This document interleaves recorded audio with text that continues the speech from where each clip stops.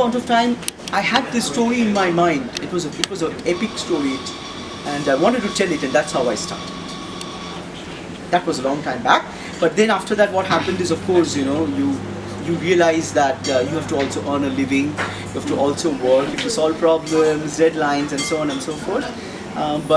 So I really wanted to get back to my story again and again, to my book, which I had completed in the year 2006, actually, way back. And I had sent a few sample chapters. You never know how good or bad you are until someone tells you. So I sent it off to some international people, and someone from New York, a New York literary agency, they were very famous at the time. They wanted to represent me, okay? But we had a contract signed, and we had a little conflict of interest. A lot of Americans still want Indians to be shown in a particular way, which I had my reservations about. So that didn't work out, and I actually wanted to take more time to develop my story, because that particular novel is a series of novels. And because I was very late, so many other books came into the market, and I had to be very careful that it was not like anything. So yes, it will finally be releasing this year. It has already been written, completed. However, there's a lot of developmental editing that's going on, so that you're not able to guess what's going to happen in the next 6 books. Yet have enough to read the next 6 books. I think that's a tough task, and hopefully I'll be able to accomplish it sooner than later. So from where do you get your ideas, and what exactly is your inspiration for your writing? Wow, I think that's a wonderful, wonderful thing.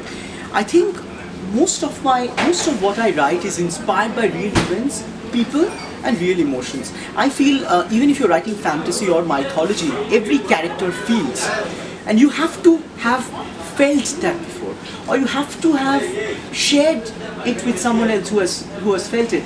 That doesn't mean if I'm writing a murder mystery, you have to murder someone. Okay, but the compulsion, what might really drive you towards that, you have to think as a character. So I think I get my ideas from across. I'm also inspired by films. Sometimes when you watch a film and that makes you think, you're not copying from the film, but that makes you think, if I had made it, if I had written it, how would I have done? If I was there with Shah Rukh Khan, how would I have said? He would have done that. No, I don't think like that. I'm completely straight. Trust me. But yes, I think I get ideas from everywhere. I don't go seeking for ideas. I know that some people do. There was at one point of time where you want to be the best that you can be. So I used to seek solace or nature to seek ideas. I just realized it's not required. I can just be in a room by myself, play some music, and that is my inspiration. And I just look inside. I think to write, you have to look inside, and things that you have seen, felt, thought about before is going to be turned into a book. Little later, yes. So I hope that answers your question. Of course, you will. So, you've written various novels from the time you started and now crossing on to the Yes.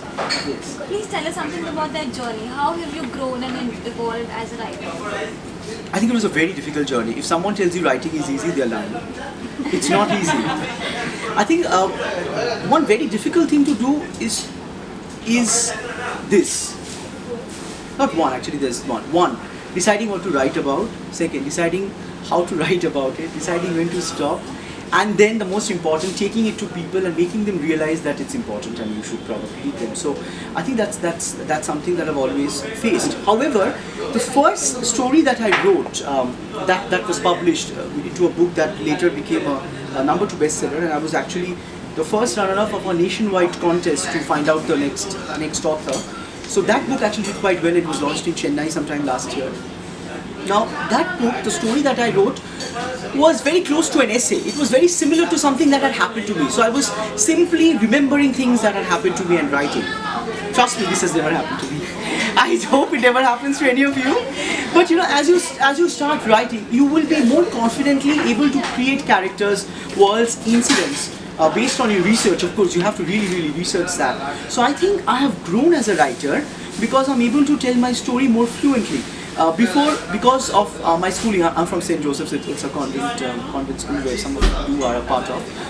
We are used to writing in a particular way. I think the books that we read while growing up are very voluminous, and the language is a little difficult. So we want to use those words because we've always seen people use them. So my sentences used to be very long. I can actually keep speaking, as you've noticed. So this would be like this one long sentence with a comma, semicolon, this and that. But I think while writing, I've learned to edit it more. I still hate editing. I think it's the equivalent of doing exercise. But if you want to look good, you have to exercise, so I have to edit. So that's the least favorite part of being a writer, editing, chunking of stuff. You will not believe. Tell me, how difficult is it to write a, say, 600-word essay? Not probably easy. Now, my first novel is 110,000 words. And my publisher says, it's too long! Please cut it short. And then I had to take away 20,000 words. So I was like, from where will I take them off? And that was actually very savage. So I actually gave myself time. And that is something I've learned as a writer. You cannot be emotionally attached with your book. You have to give yourself that aspect of looking at it from a third person's angle. So I had to chunk off 20,000 words, which would have been so many stories and half of a novel maybe. And I have to still chunk 20,000 more. Which is why, obviously, I don't like exercising, but you get the drift. So it might be sort of difficult to not extract. It's not easy, but if you keep doing it, it becomes a process. Okay. Say for example, when you're, it's just like exercising. If you're doing something for the first time, you'll have stomach cramps and leg cramps and whatever cramps in whichever part of your body you're trying to exercise, and it's not going to be easy. Okay. But then if you keep doing it, it's going to be better for you, health-wise, look-wise, everything-wise. So I think it's a wise decision. So what do you think makes a good story? You tell me, I think as readers.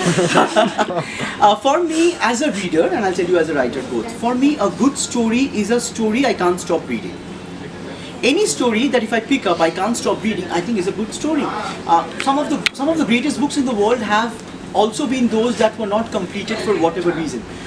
And as an author, for me a good story is anything that sells. I don't care. No, that's actually a joke. No, it's not a joke. A good story is anything for me as an author which can connect with the audience. There are so many stories I want to tell, but if no one is willing to listen, why would I tell them and actually waste my time and the reader's time? So as an author, I always try to find out what kind of stories you might want to listen from me. Of course, my personal angle is there, okay? And it's also very important for me as an author to bring that to the forefront. For example, I wanted to write about this particular social cause. One of my stories has been published in an anthology called Uppercut, okay? Wherein the editor was Naveen Gulia. He's an international celebrity who's done a lot of things. He's always getting invited to different kinds of shows and stuff like that because he achieved a lot in life. So there was again a huge contest nationwide in which I was one of the winners of that story. So that story is about, I handled a few difficult themes in that story and some people felt offended by it. But my intention was not to offend but to make people talk about it. Okay, so sometimes there's a very thin line between what you want people to think about and what you are afraid they'll think about. You have to really maintain that balance. But I think as a storyteller, I cannot always be talking about entertainment. Sometimes I have to also do my bit. So I think I do my bit as well, and I also look at the commerce part. So I think I kind of balance both. I try to. I don't know how successful I am. So do you have any favorite soaps and series? Oh yes, oh yes. No, don't talk about the real soaps I use because you never know who might be signing me next, and this interview might just spoil. So I have to be careful about that. But when it comes to TV shows, I love watching TV shows. Ever since I watched Friends non-stop, again and again. I think Friends is really awesome. But apart from Friends, over the years, there have been some TV shows which I've loved and I was totally addicted to, like Lost. Heroes, I think, went on a downward slide. How I Met Your Mother. Robin? I don't know, so I was like, oh no, what's happening? But of course, Big Bang Theory, Modern Family, Vampire Diaries, Supernatural, Parks and Recreation, Once Upon a Time, and what else? Am I missing something? There are so many others. So I like different kinds of shows. Pretty Little Liars is supposedly a very girly show, but I don't care. Yeah, they're very pretty, and I'm not lying. So it's nice.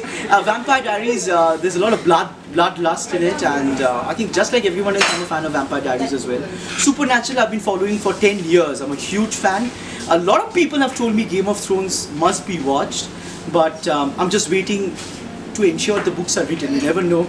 The guy who's writing the books, he sometimes keeps checking that he'll not write that. So I think yes, of course, these are the ones I binge watch. Like I get hold of the DVDs, or I get the shows from somewhere and I watch it one after the other. But I've also at various points of times watched